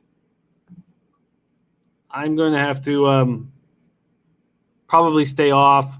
I'm going to look a little more into the Pelicans and curious to see how public that is. Why don't we let's just take a quick look at how public this bet is right now. We're going to move over and go over to NBA. So 4 public bets right now. The Nets are huge. The Timberwolves are huge. So for tickets, though, the Nets are the biggest. For cash, the Timberwolves are the biggest. And the Blazers, very interesting. This is the kind of spot that you see where you know where the sharp action is. There's 79% of the tickets on the Blazers, but just 52% of the cash. Some big bets being made on the Magic. Pacers are – no, that's the Mavericks. Excuse me, Mavericks 54-74. And then for the Pelicans, there's, a very public on the Nuggets. Dylan Turner's going on the over. Pelicans are night and day, bro. Crazy how good and then bad they look. You're absolutely right. And Viper likes the under. And look at Al Mack, bullish on the over. First quarter over, first half over, second half over, full game over. Wow. Wham saying revenge spot. David Sharp also on the over. Ooh, very, very, very interesting. David Sharp says Nuggets lost last week. Pelicans neither play defense, run it up. Well, this will be a time where you definitely run it up if you're the Pelicans because you know that Denver's playing with a short bench. Wow, I think you guys are right. I think this is another spot. Who is on the under, though? Sorry, I just read the Viper. Oh, it says he likes under, but Pelicans don't play defense, so he's not moving on the under. Wow, I'm going to run with you guys. I'm going to take the over 231.5. I hope it's still there. If it climbs too high, I'm going to be pretty hesitant. And David Sharp saying Denver hasn't really had the benches here. Johnny K on the Pels team total over. I would do that if – let's see. I'll take a look at that for sure as 2.5-point dogs. Again, I don't want to have too much on any of these games the day after the trade deadline. All right, let's move on to 8:30 p.m. Eastern. Pacers, Mavericks. Let's go. Eric Jones saying public on Dallas, and they certainly are. They certainly are. Pacers 20-23, 12-11 on the road. Mavericks 23-19, 11-9 at home. Dallas opening up as 4.5-point favorites. So the public is on them, and it's gone down to 4. Pacers, Mavericks total opened up at 227. It's now up to 228.5. Pacers pace last 5 is sixth in the NBA at 101 possessions a game. Mavericks 25th at 95.6 possessions a game. Pacers are coming off their third win in 4 games, an underwhelming 116-111 home win over the Pistons on Wednesday night. Karis LeVert's 7th Pacers start, best yet, 28 points. Big 3 at 4.7 seconds remaining. Snapped the Pacers' 6-game home losing streak. They've had a winning record at home for 31 consecutive years. And they have to go 11-5 at Bankers Life to extend that streak. TJ Warren, by the way, he's done for the year. Mavericks have acquired J.J. Redick and Nicolo Melli from the Pelicans. We just talked about that. Redick has come off the bench this season, averaging 8.7 points, 1.3 assists. He's shooting 36% from 3, and he started the year very poorly from 3, so he's been, much better of late. His career average of 41%. $13 million contract expires this summer. It's a nice pickup. Mavs have won 3 of 4. They're coming off a 128-108 win at Minnesota on Wednesday. It was just a god-awful bet I was on with Minnesota. Kristaps Porzingis, 29 points. 7 Dallas players scored in double digits. Hardaway, 21 off the bench. Luka goes for 15. Mavericks are 14-5 in their last 9 games. And here we go from Vitalis. I love this. Sharps are on Pacers +5. Mavericks getting 86% of the money. Oof, very interesting. There's Stu Boo in the house. Wow. Sharps on the Pacers at +5. Oof. And it's the 4 right now. This is the Mavericks have been messing with me, and This is going to be a stay-off game at this point. So let's move on to 9 p.m. Grizzlies, Jazz. Grizzlies did us well 2 nights ago. Jazz opened up as 10-point favorites and a 9.5-point favorites. His total opened up at 227.5. That's gone up to 228.5. Grizzlies 21-20, 10-7 on the road. Jazz 32-11, 7-2 at home. We're at Vivint Smart Home Arena in Salt Lake City, Utah. Grizzlies pace last 5 fast, 4th in the NBA, 101.88 possessions a game. Trotwam says Pacers are like Memphis. If you keep them out of the paint, you'll win and cover. And there's another look from the Pacers. And Alex Ramirez is also on the Mavs there. Jazz pace last 5, 15th in the NBA, 98.9 possessions a game. Memphis coming off their 3rd straight win, 4th in 5 games. Dylan Brooks matched a season high with 25 points. Grayson Allen adds 20. He's become an NBA player. Jonas Valanciunas 16 and 15. Grizzlies are 4-5. They're 1 game above 500 now. Ja started very slowly. 2 points, 1 of 7 in the first half. Went 4-7 in the second half. 11.7 assists, 5 boards. But he doesn't need to do too much scoring for this team to succeed. He's just such a quality point guard. 19 points he's averaging on the year. D'Anthony Melton, 11 and 14 points. This is a healthy squad that's playing well. Jojo Rich says Jazz going away. Rudy Melendrez says, does Loyola Chicago advance tomorrow? We're going to briefly talk. We're not going to have much time. We're briefly going to talk Sweet 16 right after this. Yes, I expect Loyola Chicago to advance, but I'm not. I'm on Oregon State to cover at +7. Jazz are coming off their 3rd straight win. Very easy 118-88 win at home over Brooklyn. They're quiet at the deadline, picking up Matt Thomas from the Raptors, a guy that I like. And he can come off the bench and play 3 minutes or 4 minutes and hit that dagger. He can hit threes. Mitchell scored 27 points. And Bogdanovich, he was 3 of 25 in the slump. 3 of 25 three-point range. Went 4 of 6. If they get him out of the slump, dangerous team. Joe Ingles, opposite of slump. 18 and 22 from 3 over 3-game period. And that was the best 3-game stretch from outside the arc in NBA history. And then he goes 1 for 6 from 3 on Wednesday. So the Jazz scare me very much. Vital is saying no sharp action split. Matt Shedden said that Utah too big of a monster for a streaky Memphis team. Jojo Rich thinking this is low-hanging fruit. There's Gerardo Hernandez, and now it's great to see you. David Sharp, Jazz 5-0 last 5 games, first half under, 6-1 since the break. Ooh, that's nice. My Thai Panda says, Jimmy, who do you have winning outright in NCAA tournament? I have Michigan at 16-1, and then I hedged before the tourney started with Gonzaga at +210. So I have Gonzaga, and Baylor's playing very good basketball. There's no doubt about it. I had Oklahoma State to play in the Final Four. I had Oklahoma State. So that's done. That was the way I thought I could win a pool, taking Oklahoma State to the Final Four. So, and then with Livers hurt, I'm not confident in Michigan, but I do think they can beat Florida State. And I would move on them to beat Florida State if I didn't have the future on them. We're going to talk about all that soon. Okay, let's go. Grizzlies, Jazz. For me, this is pretty much a Grizzlies or no bet, and I don't want to go up against the Jazz at home here. I've got tons of action on this card right now already. So let's go. We have 2 games left on the card, and then we want to talk a little Sweet 16. So let's talk the next spot on it. 10 p.m. Eastern, Atlanta Hawks at Golden State Warriors. Warriors. Hawks open up at -5.5. They moved to 7, now 7.5. This total opened up at 220, and it's dropping. Chase Center in San Francisco, California. Hawks pace last 5. Slowest in the NBA, 30th, 94.90 possessions a game. Warriors 3rd at 102.50. Hawks picked up Lou Will for Rajon Rondo. Hawks have lost 2 straight after winning 8 in a row. They're coming up 110-108, lost to Sacramento. Their 4th quarter comeback came just short. I was on Atlanta, and there's a huge difference between a 4-2 day and a 3-3 day.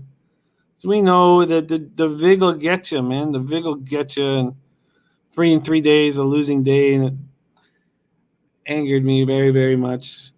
Chris Dunn won't play against the Warriors. DeAndre Hunter remains day-to-day. Warriors, have lost 3 straight, coming off 141-119 loss at home to the Kings. Why I was not on the Kings makes me want to smash this computer. Draymond Green was sick and missed the game. Curry remains out of the lineup. The market's telling me that Draymond Green's not going to be in the lineup tonight. 7.5. I've missed the opportunity. And here we go. Vital says Sharks on the Hawks opening line of 3.5. Wow. It was 3.5. Bet365 opened it at 5.5. Johnny K saying Zags going down. Yeah, I didn't think they were invincible. But when it came out with the brackets and I was already on Michigan at 16-1, it was a pretty simple hedge taking Gonzaga. So, this is a pretty simple hedge for me. North Ender saying he's been doing well with the Hawks in the NBA. Look, I missed the boat here. I'm not going to sit here and bag them at 7.5. This was a mistake, not getting on them early, but I'm not going to reach now. And the final game on the board, the Cavs-Lakers. God, the Cavs against the Bulls. We had our guys in the chat giving us the best notes on why you don't back the Bulls as a favorite, why the Cavs were the move, and I didn't move on it in that 103-94 win in Chicago on Wednesday night. Cavs 17-27, 6-15 on the road. Lakers 28-16, 14-9 at home. Lakers open up at 5.5. It's down to 3.5 point favorites. It just is screaming at me that I missed the boat again, and I'm going to let that go. I'm going to let that slide because I do not want to back the Cavs after their very impressive basketball game, and that was done without Sexton, who was out due to a sore hamstring. Dellavedova, Taurean Prince, Kevin Love all remain out of the lineup. Cavs pace last 5, 10th in the NBA, 99.8 possessions a game. Lakers 7th at 100.6 possessions a game. Lakers coming off their 4th straight loss. They've not won a game since Braun went down. 109-101 last night against the Sixers. Kuzma went for 25. Harrell added 20. Caldwell Pope added 19. Mr. Gokster in the house. Sorry I'm late, Friday errands. Mr. Gokster, we gave you a shout out at the top of the show for jumping in the chat yesterday to give us that first period under 1.5 in Vegas, Colorado. That was excellent. Ray Charles says Levine, and thank you, Gokster, for doing that. Ray Charles says Levine hasn't been shooting like he normally does. Vipers on the over 217.5. And David Sharp curious what Ski thinks on this Lakers game. David Sharp is with me with the same idea. Said it's fade the Lakers, but can't bet on the Cavs after they just won. I'd be curious to see what Kuzma and Harrell's player props are, as they're clearly playing good ball right now and relishing the opportunity to have the ball in their hands. Damn, 3.5. What a miss. What a swing and miss. Kuzma's at 18.5 points. He's playing good ball. 18.5 points. We have our guy Dutch in the house. I wonder what Dutch thinks about Kuzma at 18.5 points. He's finding a rhythm, and I would like to back him here. Kyle Kuzma over 18.5 points. It's Friday night, baby. Be nice to pour a bevy. Trotwam, what do you think? So, Ram, I'll get you the 3 prop right now. This is from Bet365, but I'd love to hear what you think about this 18.5 here. Let's see what we're dealing with. Threes for Kuzma. Made threes, 2.5 at a minus 120 each way. Polo that says Lakers will miss the playoffs. On years when LeBron shows vulnerability, they don't run. And it was the one thing that Michael Jordan never showed you, ever, was vulnerability. Now, he did when he broke his foot as a second-year player. But other than that, he was just invincible. And LeBron has that air about him, and that's gone. Let's see. Lakers... Wow, what an interesting take. Lakers are at 28-17.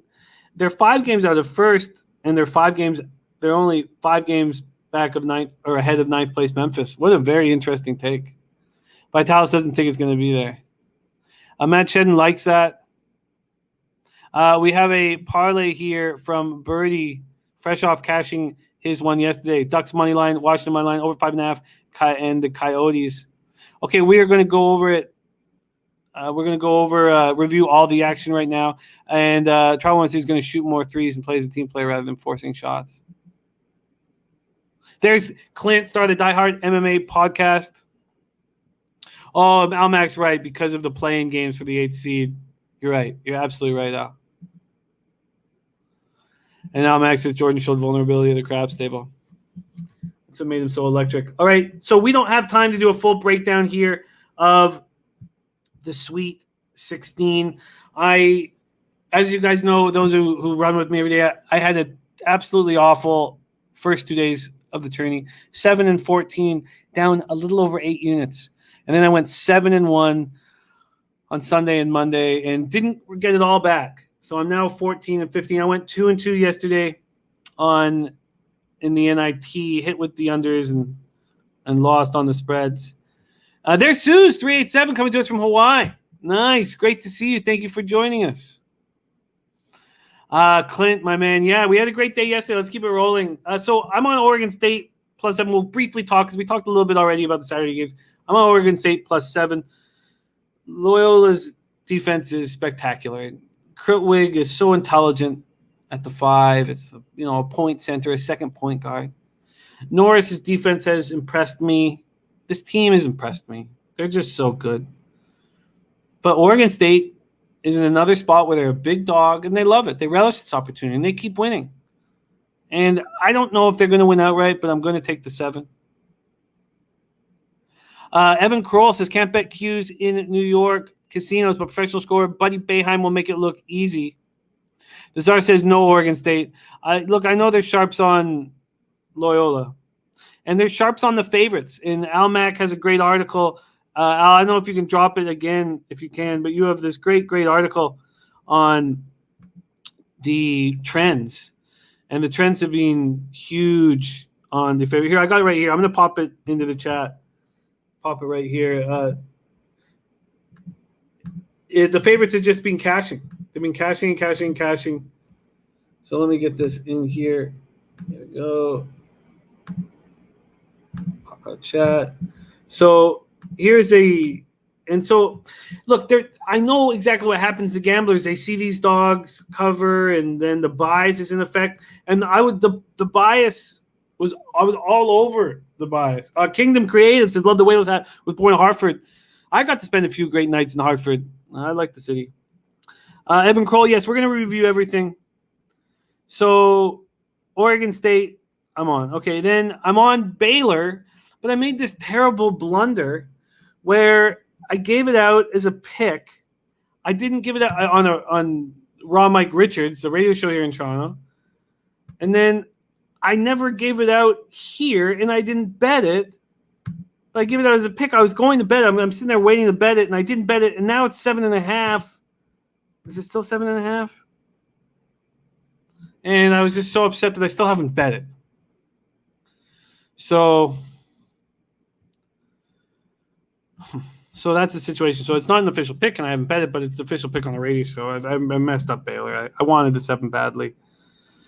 I wanted to at least push on the 7, but maybe I should just move on it. Then I took Oral Roberts at +11.5. And then afterwards, I'm sitting there, and I know that that's just a recency bias where Abemus and O'Banner with this 1-2 punch outside and inside looks so good that I move on them before I realize that there's a bias going on in my head. And so I've moved on them at +11.5, which is what available is. There are some 11s now back on the board. If that can go down to 10 or 10.5, I'll be pretty happy. Yeah. By the way, I was a huge Whalers fan growing up. Mike Liut, Captain Mike.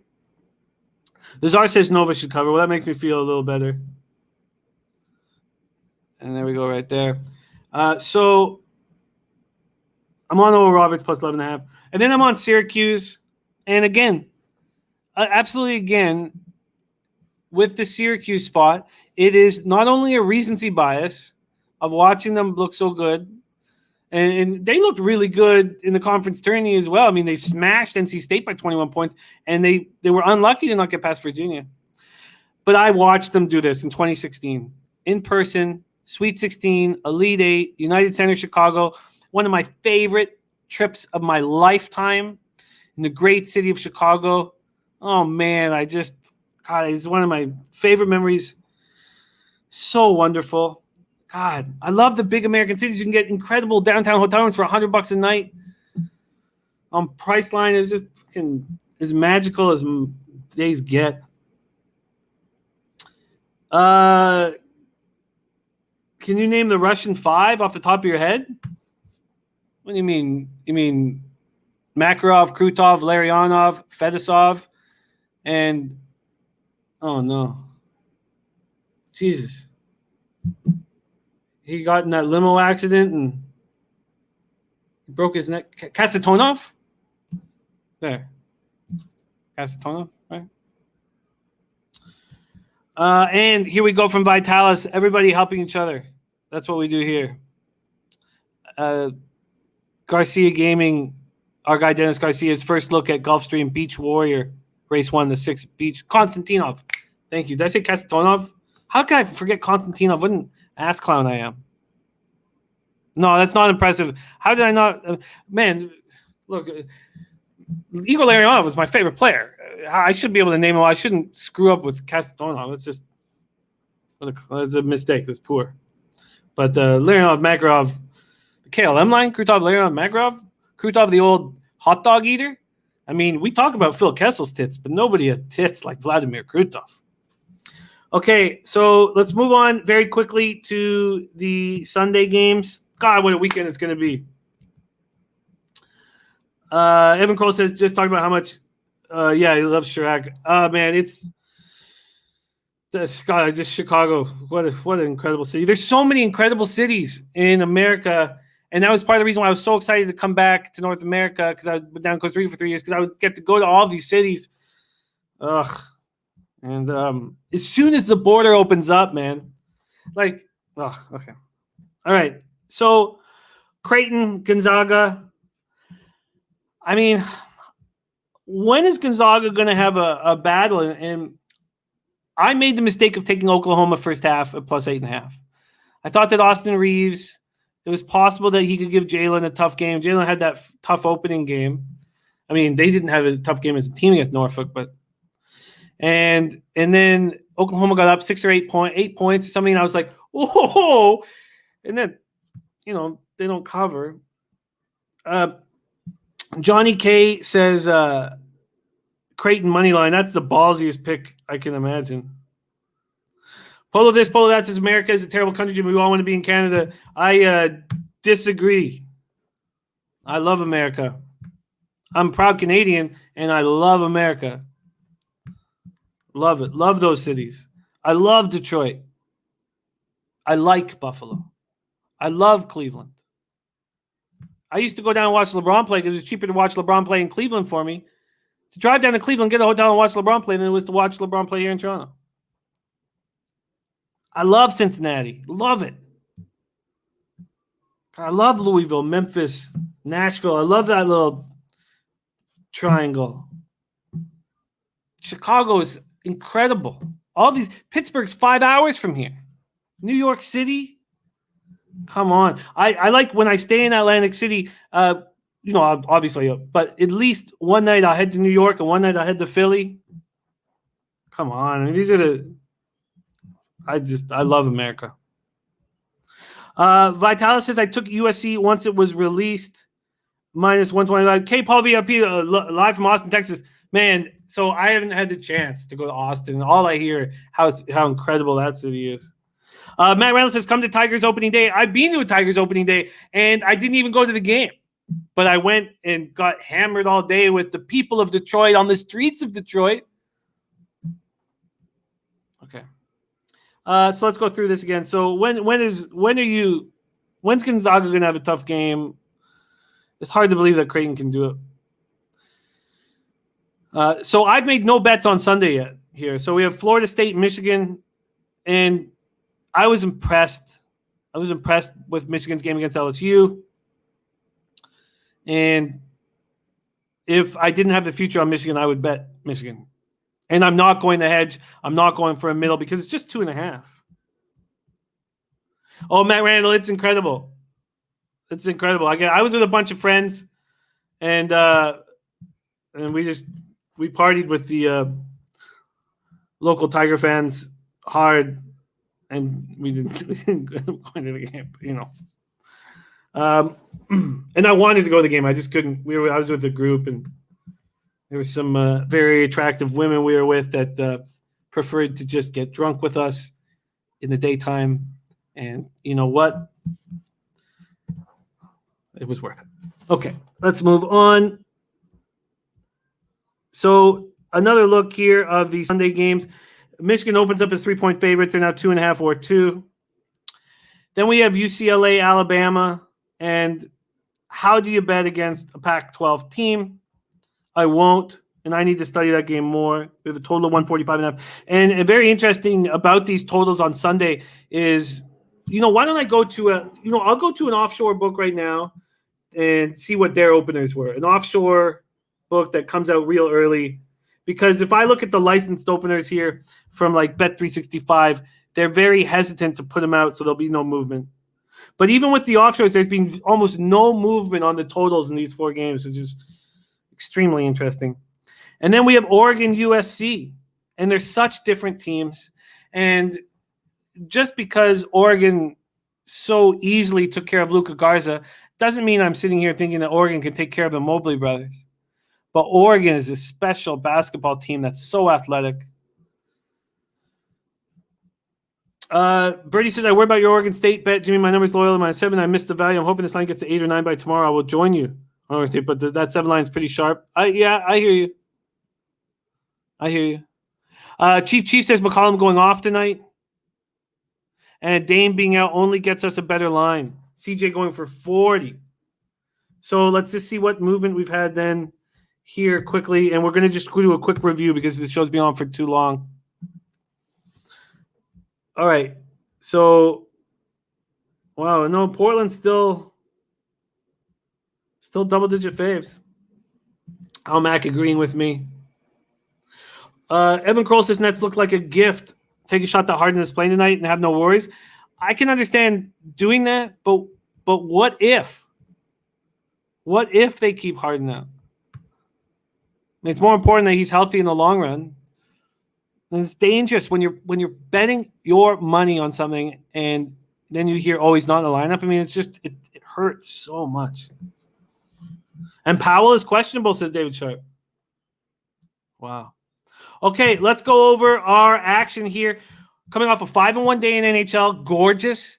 Coming off a 0-1 day in NBA, which was just extremely. If I hadn't had such a good day in NHL, I would have been so angry starting the show.